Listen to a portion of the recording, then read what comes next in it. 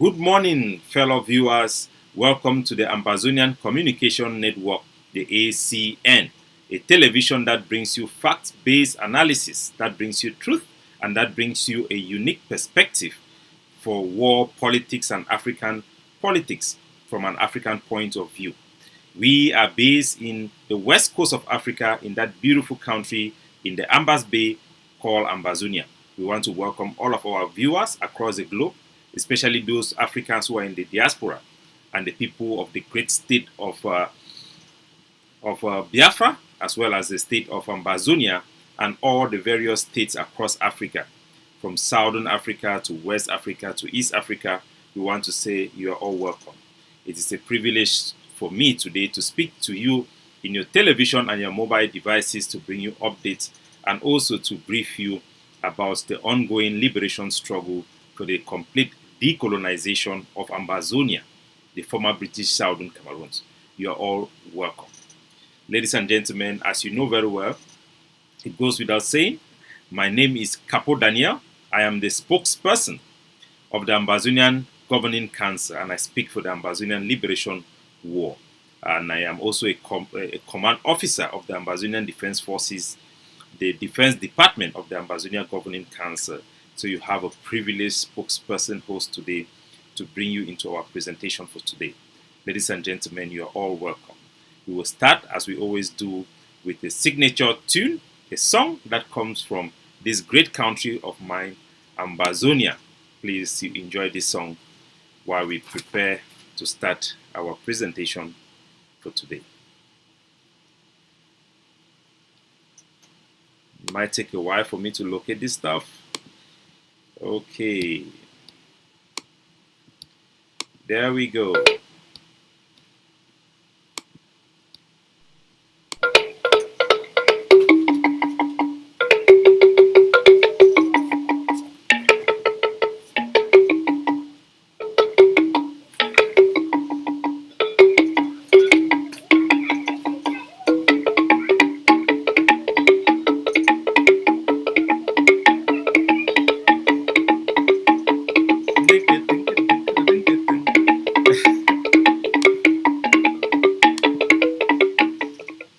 So once more, I want to salute all my country people them. Na me Capo Daniel, aka Sense Pass King, as una know very well.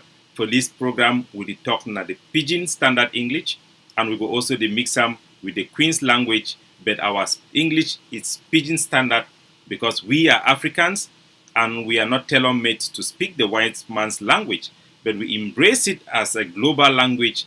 But we bring to it a unique way of speaking the English with our own African uniqueness. And I think that it goes without saying, I have become the standard bearer for this Pidgin English. So all man, when I welcome, when I place then they shake, day.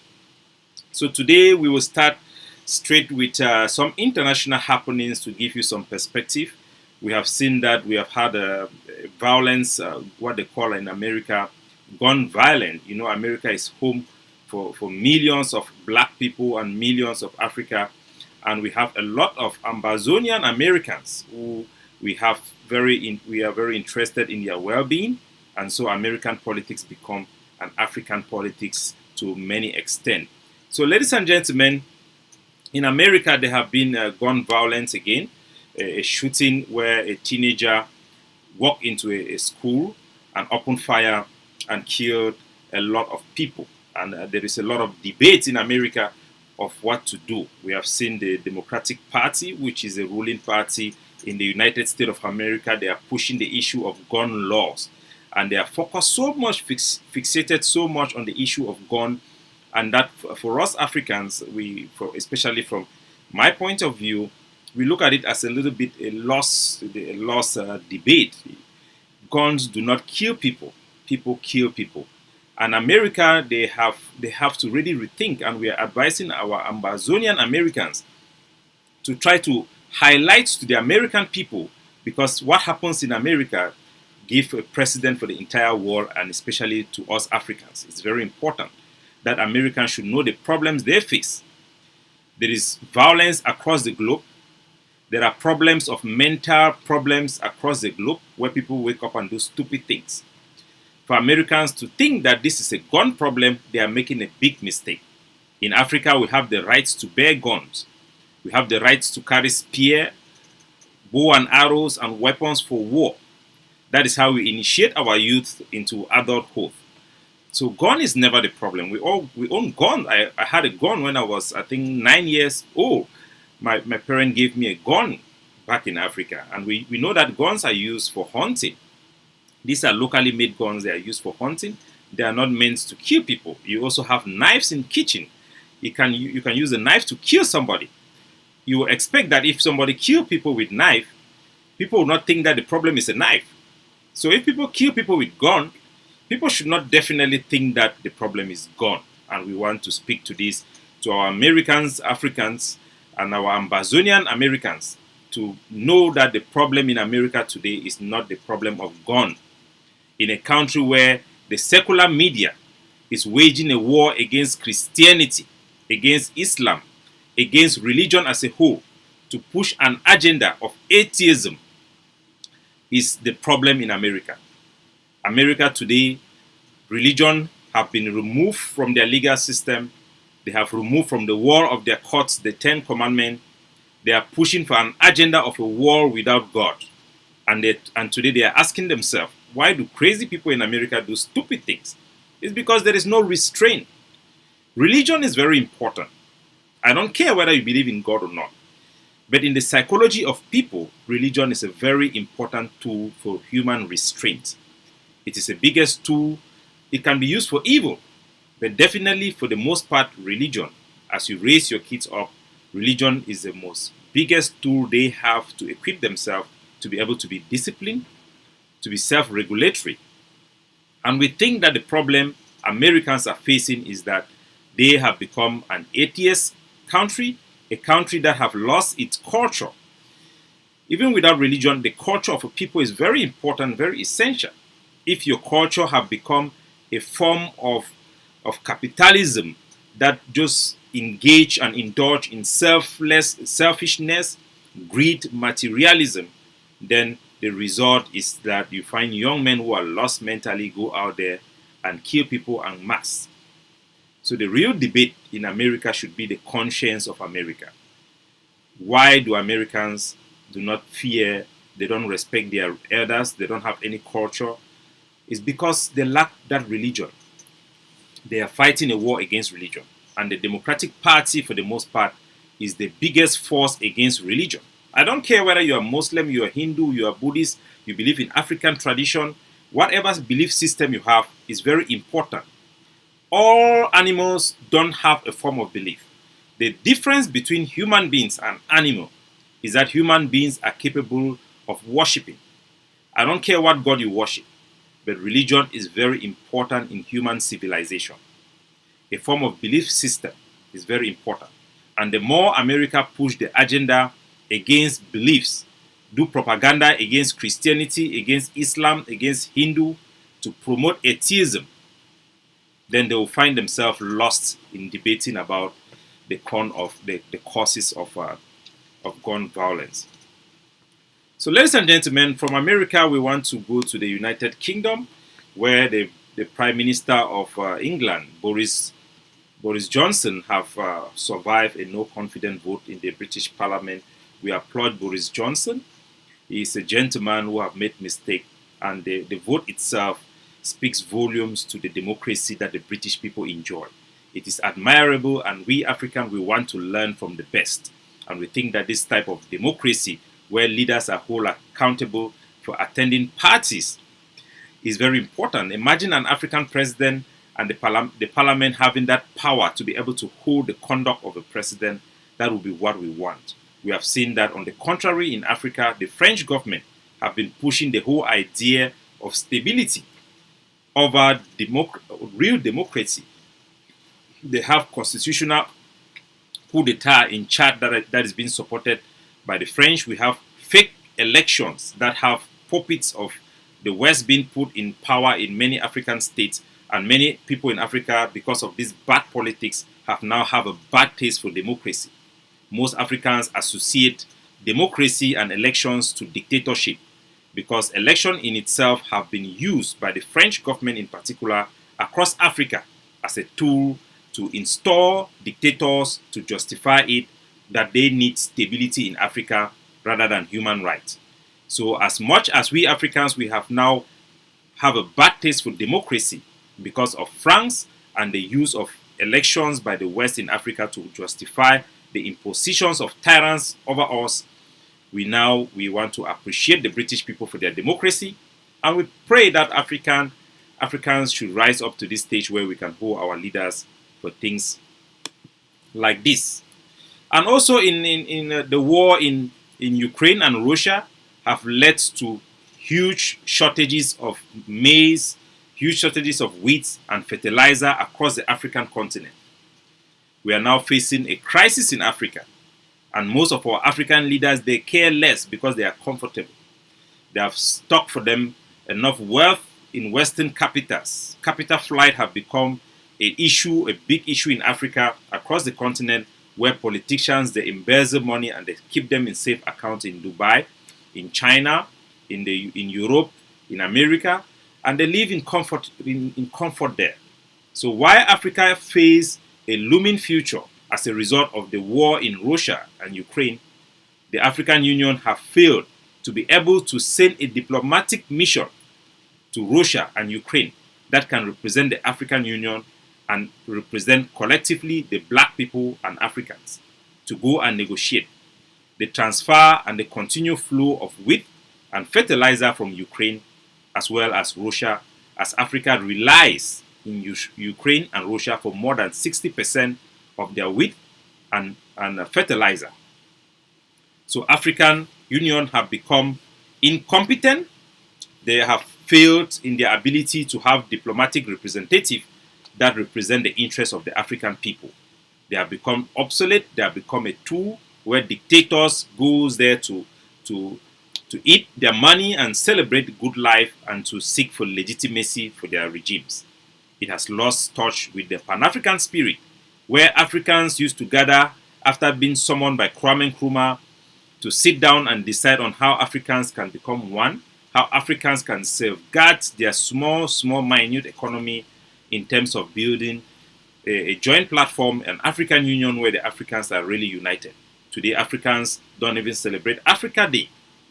So we want to call on Africans to realize that the countries that represent us, the African Union that is supposed to speak for us, have failed. They don't have the capacity to negotiate on behalf of Africa. In the United States, the South African government have failed in their leadership. The Kenyan government and all the democracies we have in Africa, they care less about we, the African people. So we have to continue to push the agenda of Pan-Africanism. And ladies and gentlemen, I want to take you again, before we conclude this international segment, in Nigeria, where in the southwest of Nigeria, this southwest of Nigeria used to constitute the Lagos Protectorate under the British government. Nigeria, as we see today, is made up of 3 separate states. You have the Lagos Protectorate, you have the Biafra, which used to be the eastern Nigeria, and then you have the northern Nigeria, which was the Islamic state, or the northern state of Nigeria. The British government came in with the amalgamation policy and they mixed up the people to divide and rule them. And today we have seen that they are empowering the Northeast, that are mainly made of Fulani people, to rule over Nigeria, to carry out killings with impunity, to carry out corruption and exploitation of both the former Lagos Protectorate and the eastern Nigeria of Biafra. Like we saw in the case of the Rwandan genocide, where the Hutu, were being empowered by the French and the Belgian government as a means to colonize and exploit that country. They gave them power and they thought that they have become gods. They could go into Tutsi's land and the Twa people's land in Rwanda and do whatever they want. There will be no justice for those victims. It picked itself when the Hutu people think that they could carry genocide against their own Tutsis. Today we are seeing the same thing in Nigeria, where the Fulani people have impunity. They can steal money, they can do whatever they want. And now we have not seen the killing only in the Biafra region, but we are now seeing killing in the former Lagos Protectorate or the Southwest, whatever they call it in UNU, as we have seen Fulani men walk into a church and kill hundreds of people. This needs to stop. Africans need to know the root causes of this problem. We also see the same thing, we face the same thing in Cameroon, where the French government and their troops and their government officials, they have had impunity over that land. They do whatever they want with the people from the Ambazonian region, and nothing will happen to them. It has given them impunity. They are now going for land grab. In the southwest part or the Atlantic state of Ambazonia, we have seen huge chunk of land being seized from the local indigenous people by French Cameroon citizens. They want to occupy our land by force. They are killing our people on a day-to-day basis. We see the same thing across African continent, whether the problem of Ethiopia, the problem in Morocco, in Sahel, Somaliland, across the continent of Africa, even in the Congo, where Western civilization and Western power will choose to divide and rule African states, empowering one tribe over the other as a means to subjugate their people and exploit them. In Chad, we have seen the same. In Mali, we have seen the same. It's always the same story. One tribe empowered to rule and dominate. And in exchange, they guarantee exploitation from white countries that gives them weapons and give them political cover in the international corner and the corridors of diplomacy. So that is what is going on across the world and across African continent. Ladies and gentlemen, once more you are welcome to this presentation. I am Capo Daniel, the spokesperson of the Ambazonian Liberation War, the spokesperson of the Ambazonian Governing Council. Now we will get into a segment where we focus on the Ambazonian Liberation War, a war that is very close to our heart. Today we have two specific things, updates in the terms of our liberation struggle, and we give you specific reports that the Governing Council have received from the Ambazonian War Council from the incident that took place in Akwaya, the district of Akwaya in the great state of Manu. We'll also give you updates about the progress being made by the Defense Department as well on the ground in Ambazonia following the speech or the New Year speech of Dr. Cho Lucas Ayaba, the leader of our war of liberation that have authorized the Defense Department to go into transitional phase and try to build up transitional authority that is going to be in charge of law and other administrative work and other building economy for our people, so that even as we fight for our liberation, we can start to be truly independent. The catchphrase and the theme for this transitional authority is independence means independence. So welcome Ambazonian across the globe. So before we get there, we want to get you some light updates to our people, but first we will start in the Savannah states, in the capital of the Savannah states in Mezam. You remember, ladies and gentlemen, La République du Cameroon for many years have abandoned our roads for collapse. They have failed to construct roads. The roads that we inherited from the German era is still the same roads that are being used after 100 years. In the case of Bamenda, the Bamenda-Babaju Road, which is a very important link, a commercial link, and also a link for commuters from Ambazonia who works in La République du Cameroon's capital, the so-called elites that frequently uses these roads, and business people as well who want to have access to Douala. They use this road quite often, and we also have been supplying goods to La République like tomatoes, pepper, and many other things that uses this particular road. So it's a very important road. Initially, we had decided to stop any reconstruction of that road, to stop any construction of that road, because it was strategic for us to enforce our bans of brasseries drinks and to be able to close our territory from Cameroon in favor of our linking of our country with Biafra. But we had reversed that policy and decided to authorize the construction of this road, because the Cameroon government was saying that this road is important to our people. Our elites were saying that it is also important for commuters, because the vast majority of the people who travel out and in of Ambazonia from the Savannah state were using this road. So they say that blocking that road or allowing that road to decay have more disadvantage than advantage.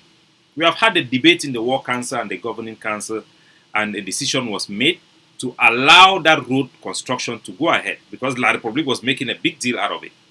Guess what? The company reached out to us. They paid their liberation tax. We asked them to pay their liberation tax. And we authorized that the road construction should go ahead. And immediately, La Republique abandoned the project.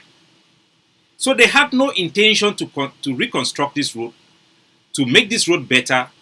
Their interest is only to eat money. The only reason they were trying to put some few caterpillar here and there to grade the road was to try to show to our population that they were trying to do something in their interest. As soon as we authorized the road, we stopped interrupting the road and we told the workers they are free to work so long as they employ 100% Ambazonian labor. La République du Cameroon have abandoned the Babaju-Bamenda road because for them it was all about politics. And the UNDP that have been engaged in sponsoring this project, we have told them time and time again, you cannot empower La République du Cameroon to have projects within Ambazonia when their intention is recolonization of our territory. You can't do that. And the Bamenda Babaju Road, the abandonment of that project have demonstrated that Cameroon have no interest in developing our country or providing public service to our people. We have allowed the roads to be constructed, but they have abandoned the project. And that should be a lesson to Ambazonians, and it should make our case stronger in the international communities and the UNDP. We have told them repeatedly, you cannot be doing reconstruction in the middle of a war. This project have shown us and shown the international community that Cameroon is a no-good country. Cameroon should not be relied upon as an international partner to alleviate human suffering and human rights abuses in Africa and in Ambazonia. Cameroon should get the hell out. Our people are better off connecting ourselves with the people in Biafra, and we will continue to look for smart ways to prosecute our liberation movement while minimizing the pain our people are going through as they bore the brunt of the suffering and the price we are paying for our freedom and to decolonize our territory. From there, ladies and gentlemen, I want to inform our people that as we go forward, something that we have avoided putting it in the front page because we don't want to give the impression that these Ambazonian bikers are linked to the liberation war in any shape or form. Ladies and gentlemen, the 40 Ambazonian bikers who left Bamenda and other bikers joined them along their way to go and bury their colleague in Oko. 40 of them were arrested by the Cameroon military, the Cameroon occupation military. They were paraded.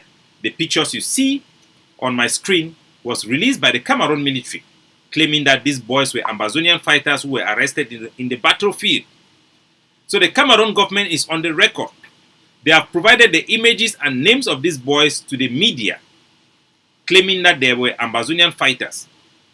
This report was just made up by commanders on the field who have been told that all male in Ambazonia are fighters and are subjected to their killing and arrest or kidnapping in this case. All of these 40, despite the fact that the journalists, their family members, cried out in Bamenda and in many other road area where they joined that convoy to go to Oko, that these are simple bike people who are doing their job as bike men and also paying solidarity to their colleague who was killed by the same Cameroon military, taking that boy home for burial. Today, 16 of them have disappeared. After months of searching for these 3 people, lawyers on the ground have informed us that 16 of them have no trace. They are probably been killed and buried in mass grave or dumped in river like the Cameroon military have been doing. This is Cameroon terrorism. This is what our people face on a day-to-day basis. Disappearance of citizens, innocent civilians going about their day-to-day job, being assassinated by the Cameroon military, being wrongly detained in the name of Ambazonian combatants, while the real fights in the bush, they cannot take out fights to our boys. So we want to highlight the case of these boys to let our people know that 40 of their children, with women at home, children at home, most of these bike men are breadwinners to their family. They are nowhere to be found over 3 months and counting. This is the true special status of Mr. Paul Biya. This is Cameroon. That is the image of Cameroon. I want to take you also to Bamenda. You remember we have given the law as the authority, the Ambazonian Governing Council. We have given a complete ban of all CEMAC and Cameroon number plates in our territory. Independence means independence. Our forces have started enforcing this law across our national territory. We are very happy with the response. In terms of private cars, over 80% have complied. They have removed their number plates and are now using chassis plates. There are some images that are coming from Bamenda. I'm going to play that image. We are going to up our game and make sure that it is fully implemented.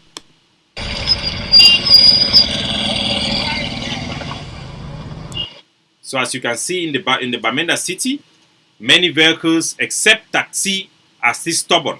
Our forces have set up roadblocks, checkpoints. They will continue to enforce this law randomly across town to make sure that all CEMAC plates are gone. Independence means independence. This is the law of the land. We, the Ambazonian Governing Council, the authority, have approved this law. It will be enforced across Ambazonian territory. We are reminding all vehicles owners in Ambazonia to take out all their CEMAC number plates and use their chassis number plates in this interim period. All authorities, quarter heads and chiefs have been notified, and we are hereby notifying all vehicle owners in Ambazonia to cease from using Cameroon number plates and CEMAC number plates. This is the law of the land. Before we go into Akwaya, the great district of Akwaya, I want to take you people to give you updates to what the president of the governing council have instructed us in the defense to build the transitional authority on the ground and help our community during this transitional period to evolve. The Ambazonian Governing Council is building a local economy, reconnecting our territory, not to just follow the pattern that was left behind by the road constructed by the Germans, but we are reconnecting our territory according to our own design that will benefit our local economy and will enhance development in our territory. So, ladies and gentlemen, the video you are about to watch, these are updates that are coming from the great state of Bui to show you the mobilization of our people and the authority on the ground. The Ambazonian Governing Council engage in community building, reconnecting our villages, building hospitals, community schools for our people to empower them to self-governance in this transitional period as we fight for our independence and recognition, but to make sure that our people are transiting into pure independence. We are now building roads between villages that were previously not connected, not relying on the ring road that was built by the Germans and designed by the Germans, not to empower our villages, but to extract resources from rural communities into urban areas and into the seaport to foreign markets. We are now reconnecting our villages according to our own design, our own blueprint for Ambazonian economy and prosperity. We have been building such projects to link Ambazonia and Biafra. We are now focusing inwardly as the president has authorized to build our connection between Ambazonian villages and other Ambazonian villages so that markets will be local markets, not only the urban markets.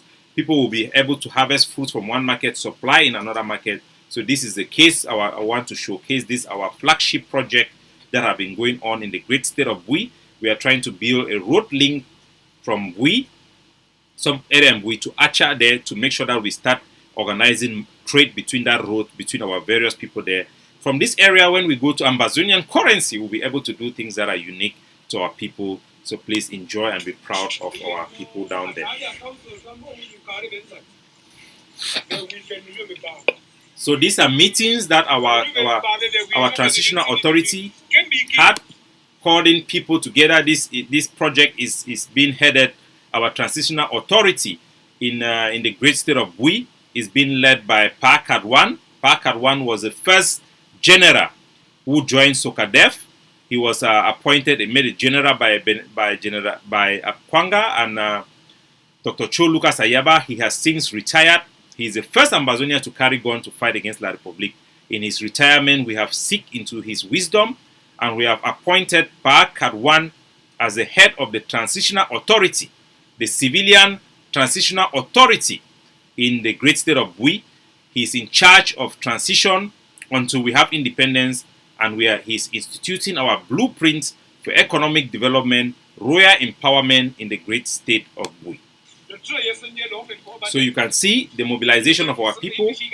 We had called on all our people so that this Monday that will come, all family were required to send in their sons and daughters, including the Muslim community, to come and participate in this development project that we have to link the areas in Bui with Acha. The project was very successful. We are very happy for all the community that participated in this project. As you can see, these are the meetings that took part in all the local communities. You can see the people being mobilized. They go to the road. These are roads that we have drawn in our own map by our own self. Our project of the governing council. Yeah. This is the community project. Road construction. See, everybody is concerned. Our brothers, the first bike to pass the road. So you can see our bike men are able to transport themselves. We want to connect our villages and our liberated areas with other liberated areas so that they can do trade. You don't need only to go to Bamenda. You don't only need to go to Boya or Kumba, but you can actually do trade between our various liberated areas. Our trade, foreign trade, we can engage in other countries for foreign trade. We have the Trans-Saharan Highway that links Ambazonia with the rest of Africa, right up to Lagos and Mombasa. So we have to develop our own African economy in Ambazonia, and we are very proud of this flagship project being carried out by the Ambazonian Governing Council, being headed by Pa Kadwan.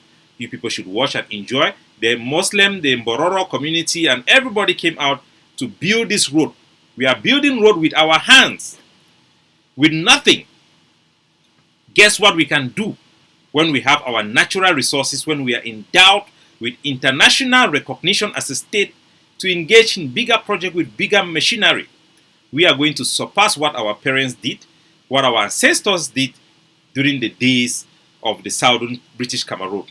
So enjoy this video. Our vulnerable population, the Bororos, everybody is concerned on this route, as you can see. This is leadership on the ground. It's a community route for everybody. The road is just one layer, but you start from somewhere. And we are very proud of our people. We are strong. We don't need to borrow money from the West. We can do it by investing in our people, educating our people, and engaging in community works. With our bare hands, we are transforming bush roads. I've just greeted with our brothers who are all concerned. Many of them are present in this construction. So this is the road construction that is going on. You can see the whole community coming. We are transforming all bush roads that they used to call bush roads, farm roads, to make them motorable. Building an economy to our people, empowering them, because independence really means independence. We have to show the world that we are capable of sustaining ourselves without foreign intervention to win the trust from the international community and recognition that we deserve for our independence. So, ladies and gentlemen, we continue to encourage all Ambazonians to partner with the Ambazonian Governing Council on the ground to carry out such projects, to build community schools, to link up our villages, hospitals, and to bring in volunteers. We do it at the minimum cost.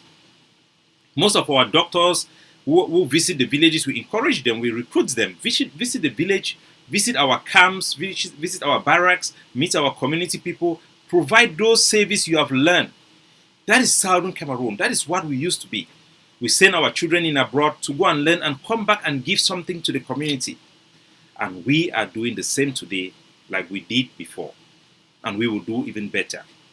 continue to support and sustain the Ambazonian Governing Council's project for a more effective liberation of our homeland. So, ladies and gentlemen, I will take you into the report from Akwaya, the district of Akwaya in the great state of Manu. The great state of Manu have been one of the solid rock of Ambazonians fighting for our liberation and to completely decolonize our territory. There have been unfortunate events that took place in Obonyi and in Kajifu and Obonyi in the great state of Manu, where Ambazonian fighters that are on the Ambazonian Restoration Forces have killed 17 of our local people in those two villages. This is a very, very sad incident that has happened, and we, as the Ambazonian Governing Council, providing the leadership for our people, we have a direct responsibility to address this issue and to speak to our people from the great state of Manu to understand that these actions do not reflect the conduct of our people. It does not reflect the conduct of our liberation movement. And I'll tell you why we cannot be silent about this. It's not just that we have the United Nations have come on the ground to do their investigation and all those stuff. It is that you cannot say you are fighting for people and 17 of them are killed and you show no concern. It doesn't just work like that. But legally speaking, we have done our investigation. Last week we announced to the people that our team was on the ground. We have a very good presence in the great state of Manu, in Beme area and many other places where we operate. But this particular area where this incident happened, we did not have a presence there, and we have done our investigation and the report is in, which I want to share with our people. We also know that the international community, the Red Cross, have made their own investigation. It was an international investigation because it engaged the International Red Cross that is in Nigeria. And there are some pictures here I want to bring to you to see. So this is the International Red Cross. This is in Bushu. Is it called Bushu? The place is called Bushi in the local government area in Nigeria. Yeah, Bashu. So this picture is taken in Bashu. It is a bordering village in Cross River State with Ambazonia, in the great state of Manu, border there with Akwaya. So this is where the motorable road ends. You can see these are international presence that came in. They parked their vehicle here and they send their workers into the great state of Manu in Akwaya to go and investigate these happenings. I want to bring you some of those pictures so that you can see. Excuse me, please,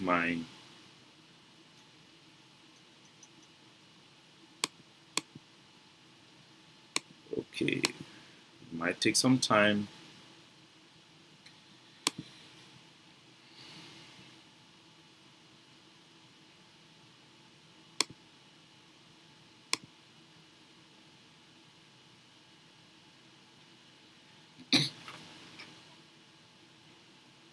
So, ladies and gentlemen, these are pictures of the investigation that was carried out by the United Nations organization with the help and assistance from the International Red Cross that is based in Nigeria. Their workers came in that same day. They came through the Bushu, or how they call it, Bashu, in Boki, in Nigeria, and into Akwaya using motorbikes. As you can see, these are their workers taking evidence. That boy there is pointing the dead body of a lady that was thrown on trenches. Up there you can see them showing the house. They have interviewed our citizens in Akwaya, which means that they have an accurate picture of what has happened. They have collected evidence of war crimes. These are war crimes. These are crimes against humanity. These are crimes against our own people. And we have a responsibility to explain. We have both a legal responsibility and a moral responsibility to condemn what has happened in Akwaya. As we are fighting for our people, we cannot give a blind eye when the same people are being slaughtered by our own in the name of our liberation. According to our legal department, which is what we believe in, their submission is that there is a common responsibility law in the International Criminal Court in the Geneva Convention that states this. Let me get it to you exactly, so that our people, they don't mistake when we bring up things like this to think that it is just a matter of infighting. We should never politicize the death of our people or the excesses of our people or our soldiers who are volunteer. Most of these boys have sacrificed everything to fight for their people, and sometimes they are cornered because they sometimes face Cameroon agents who come in with money in their villages and corrupt the same people that they are meant to protect.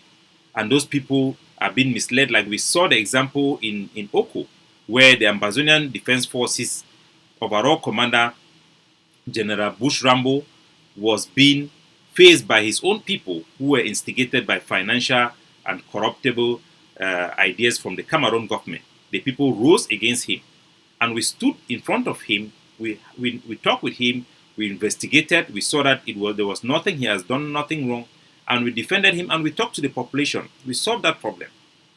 But in many places where you don't have leadership, where you have ARF soldiers who are on their own, they don't have command and control. They don't have the people who claim that are representing them in the diaspora don't really have control over what they do, but they just seek to have loyalty from these people so that they can have political relevance to collect money. Most of the time, as we have heard from them, those money do not even reach to these boys.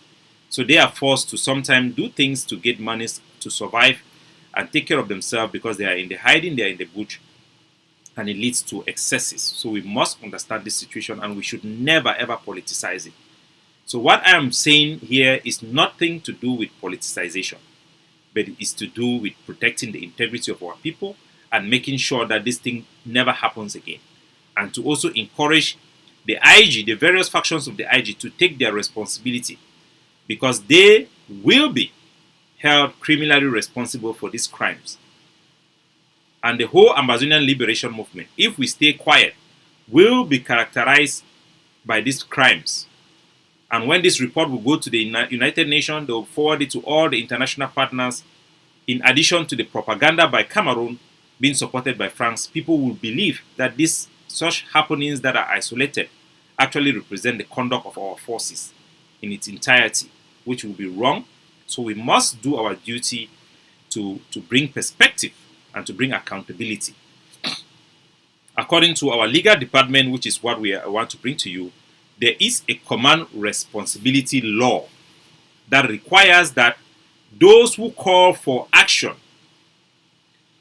or those who are in leadership position, the hierarchy and activists that are advocating for our cause, bears criminal liability for actions committed by foot soldiers that are trying to push their agenda.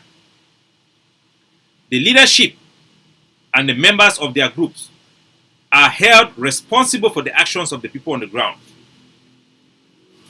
If the leadership remains silent when such incidents happen, the leadership failed to prevent such crimes. They failed to condemn such crimes.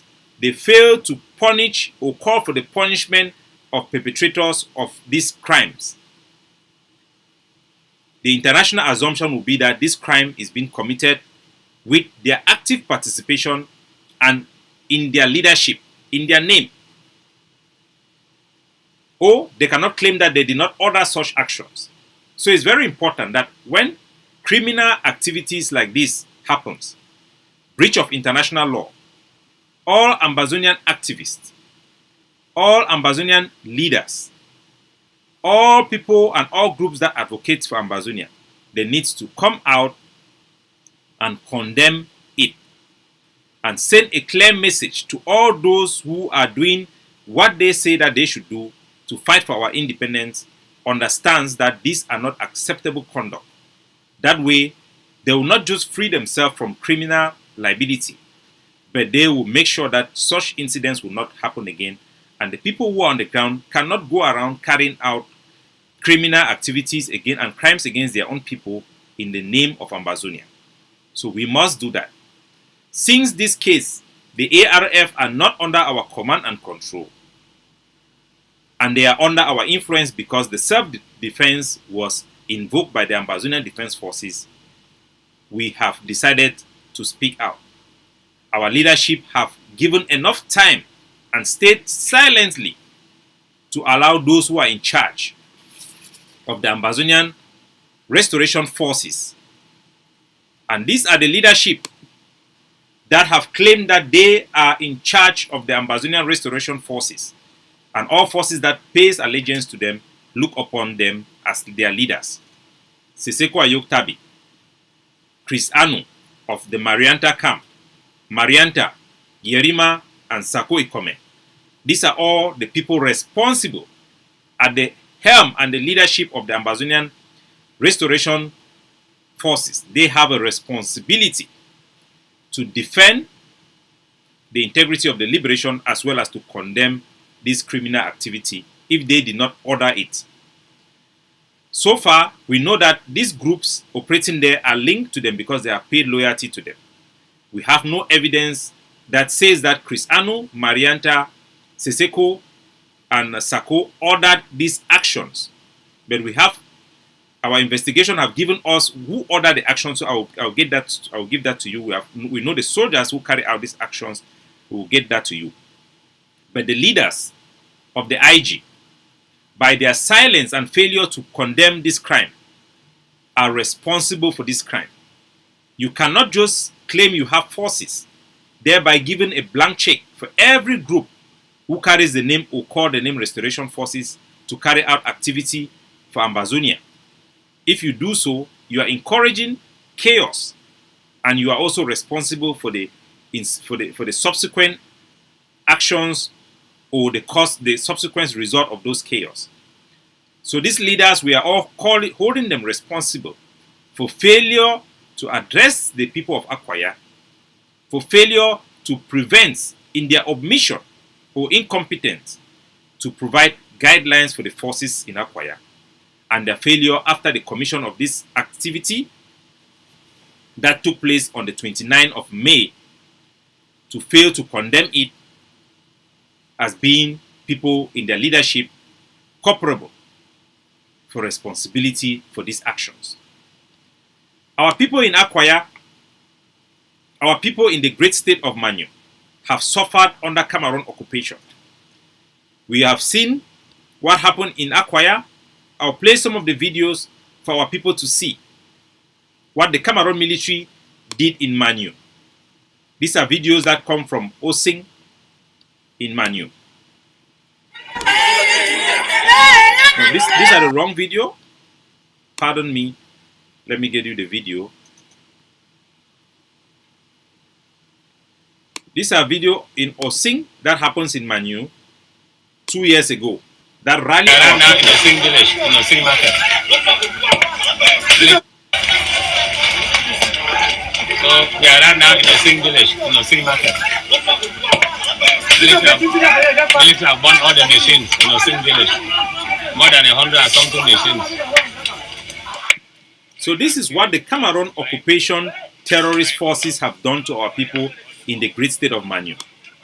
Our people have to understand when we speak this thing fair and balanced so that they know what was going on.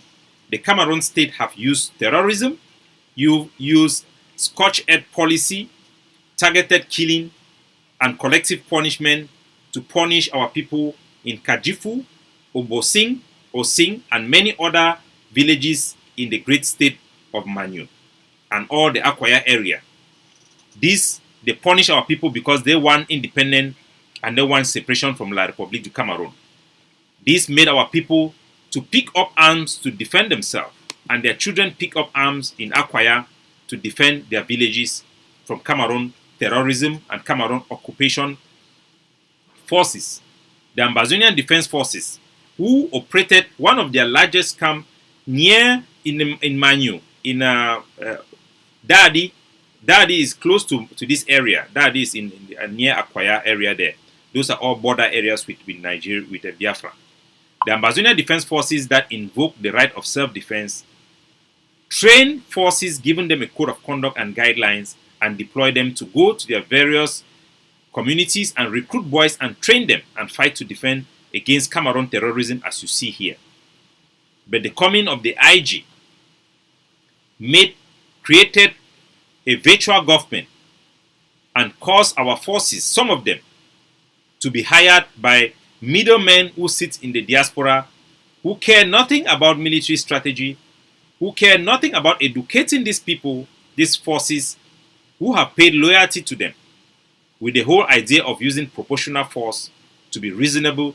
But we have seen people who are incompetent coming over because of using tribalism to take over forces in all this area, and have resorted to those forces having lack of command and control, regulation, conduct, and these forces have become a thorn in the flesh of our people and are now putting the whole struggle in jeopardy by redefining our forces, our people. So what happened in Akwaya, which I have to give you exactly what happened after our investigation, is that the group of forces that are in Akwaya, the ARF, they are under the direct leadership. He actually called himself the command and control of one guy called Willie Ayong.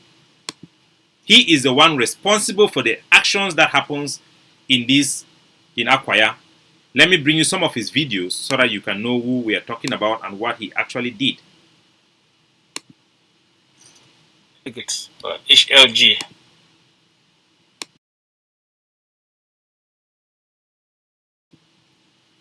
Hello. So yeah, I think my voice is there. So this is Mr. Willie. In case you don't know him, he is the middleman. He is the one who he have successfully, through tribalism, asked all the forces in Akwaya to come under his control, his command and control. And in his Facebook page, in his YouTube page, he has called himself appropriately as the commander-in-chief of all the so-called forces in Akwaya. He's the one commanding them and he controls them.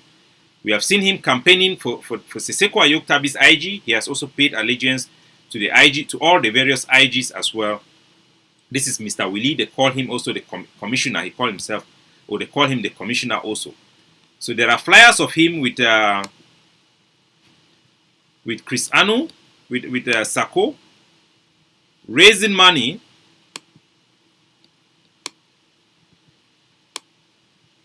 This is flyers of him with Sako, so that you know very well how this thing happened. And I want you to listen to him very keenly. They want to delegate for each LG the day, LG chair people the day, for manage and for assist me carry this struggle forward. For all those that don't join Manu County, someone never see my face. That made this now waiting for the record. I can't for can thank you now for giving her the trust and confidence. Say Manu can stay and Manu will stay. So as you hear very well, this is the guy Willie, who have been mandated by the IG, empowered with all the finances to take control of these forces in Manu. This guy is a very erratic person. In many of his videos, he's not proportional. He has come out in the beginning of this month, in the beginning of this year. He came and he imposed a 3 months lockdown of Manu to block the border. Declared 3 months. He's not proportional. He's not reasonable. And the leadership of the IG, they don't care because they cannot control him. They just give him the legitimacy on that platform that he's fighting for Ambazonia to do whatever he's doing to our people who are there. Fellow Ambazonians, good morning, good afternoon, good evening. All the fighters of Ground Zero, all the civilian population. Now, on 7, the Pizuna 2022 will bring revolutionary greetings for the civilian population. We come for town and say, we are border with the Republic. Air, land, and water, it will be close. All we are border with the Republic.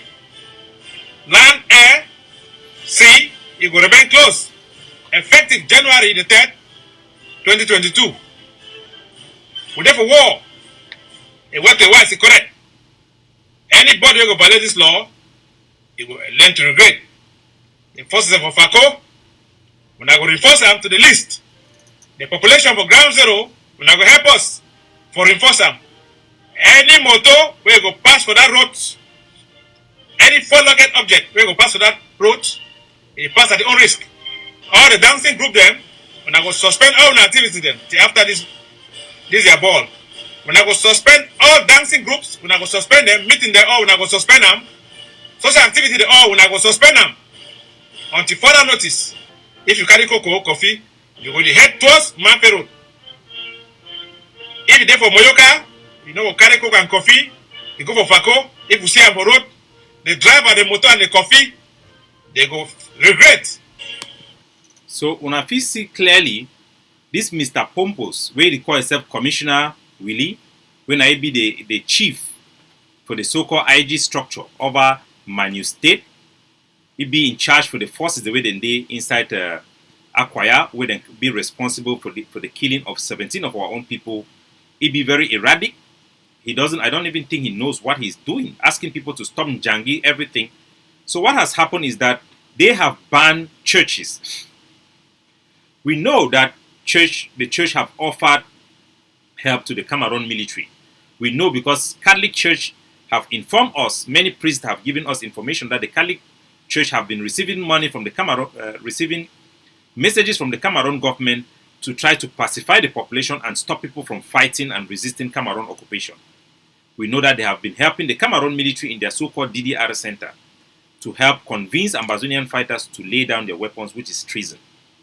We also know that Cardinal Tumi have made it public. Eli Smith is working for the AGC. They are all tied to the Catholic Church effort.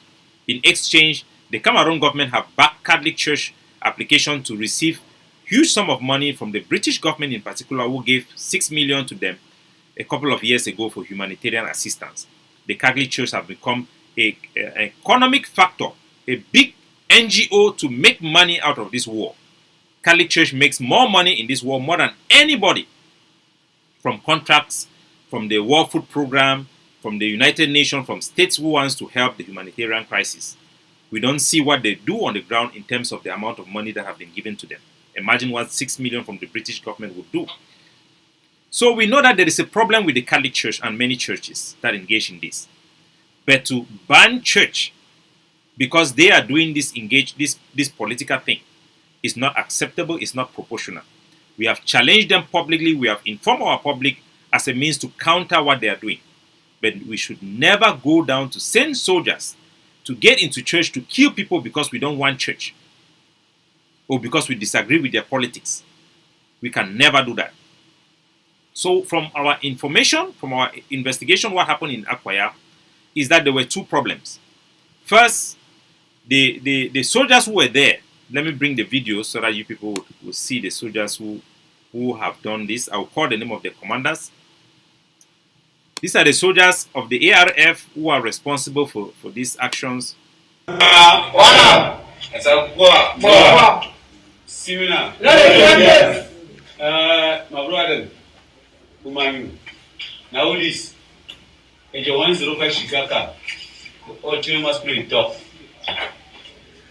I got my fellow colleague for Asamako, the general for Bankam, Great Okuduli, the general for River, Great Boma Oil, when a general from Buti come.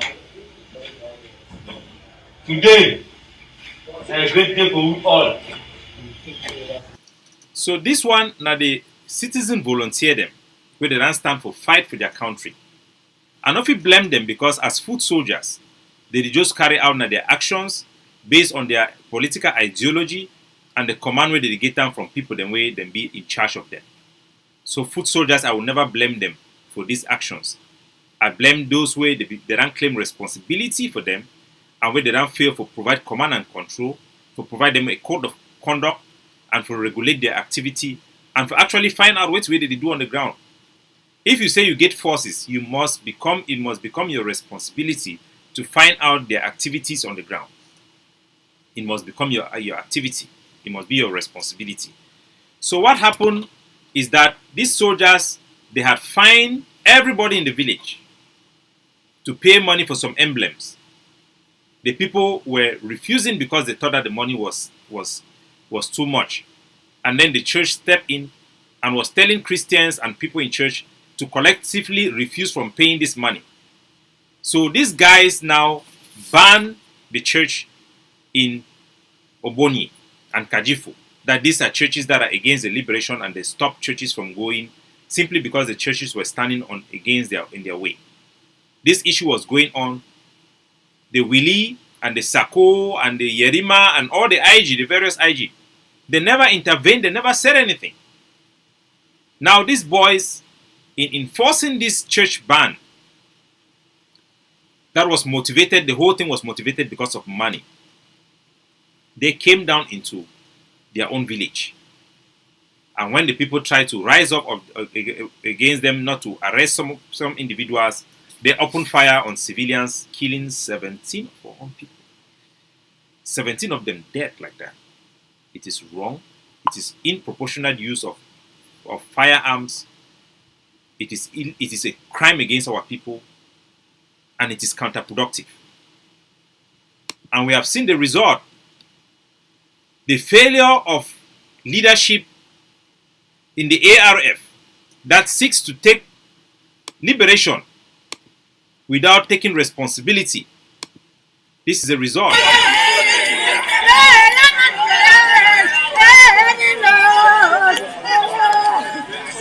So this is our village. This is Oboni. Our people who have suffered under Cameroon terrorism, under Cameroon occupation, who rose up and bond together and asked their children to pick up guns for self-defense. All the mobilizations we have done are now going in vain. The same people now are seeing our forces, Ambazonian forces, like the problem because of failure of leadership. This is the leadership we have seen from the IG.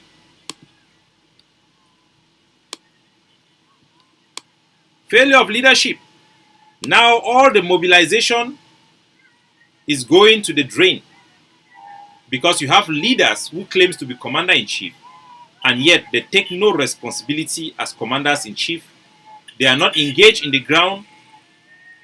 One of the ways when you engage those soldiers with community schools, with hospitals, with projects, they become in touch with the local population, and they will be less prone to carry out such activity. So anybody who is supporting these so-called men of commanders-in-chief who are irresponsible, who are erratic, who are irrational, should know the effect on our people. Our equilibrium is the support from our local population. We are here because we are fighting for the local population.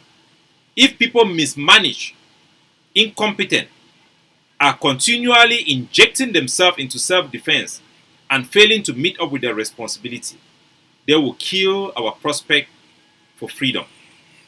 So we are calling them out to come out and condemn these actions in Akwaya.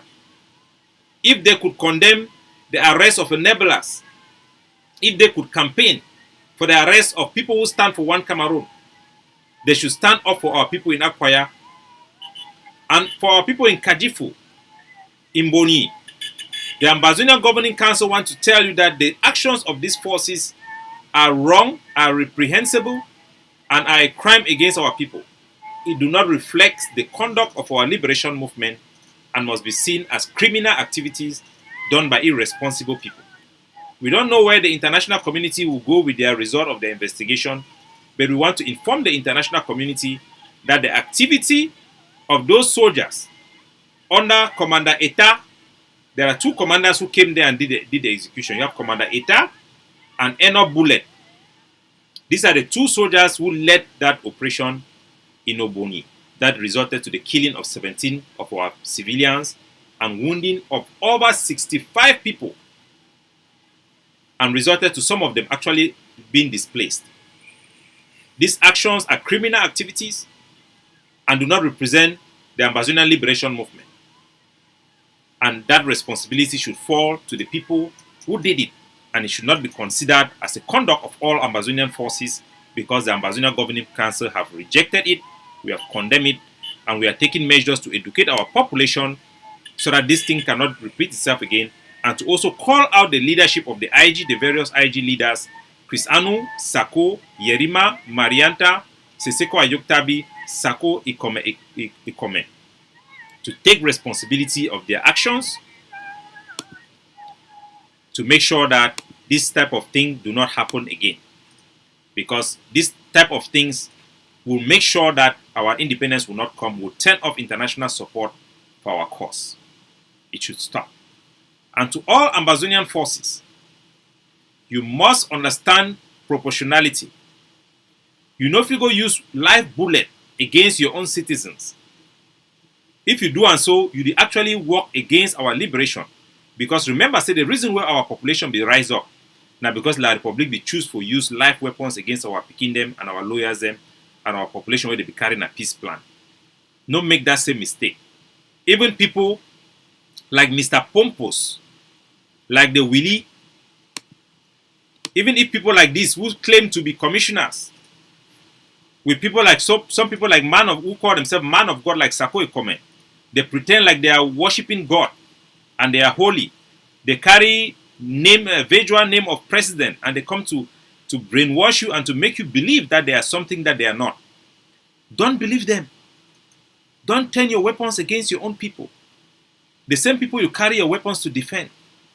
Because somebody called Sako Ikome who call himself a president, or somebody who will call himself a commissioner, Mr. Willie Commissioner. They are not there for you. We have seen in many reports that they are more obsessed about their own political relevance, about their own stomach. We have seen scandals of corruption, misappropriation, calling for fighters to pick up guns against other fighters. Please, do not listen to these people who just seek to do to you what the Cameroon state have done to you. Do not listen to them. Never should a soldier raise his weapons against our civilian unless it is in self-defense. Unless it was warranted, it was justified. Never should our soldiers be excessive in the levy they give to our people. Asking people to pay such huge sum of money is not acceptable. Never should our soldiers threaten the church for political differences. We cannot carry political persecution when we have suffered political persecution from La Republic. We should never. Those that we differ from, we should challenge them intellectually because we have a better case, not use the barrel of our guns. Those that enable the enemy, that abates the enemy, you can arrest those. And if the population rise up, you are supposed to protect the population. You will better back up. We have seen many countries when they see that there is a confrontation, you have to de-escalate. We will be putting forth a common code of conduct for all Ambazonian forces to help our forces be proportional in their actions, be more responsible, and take their duty of defending and as liberators more seriously.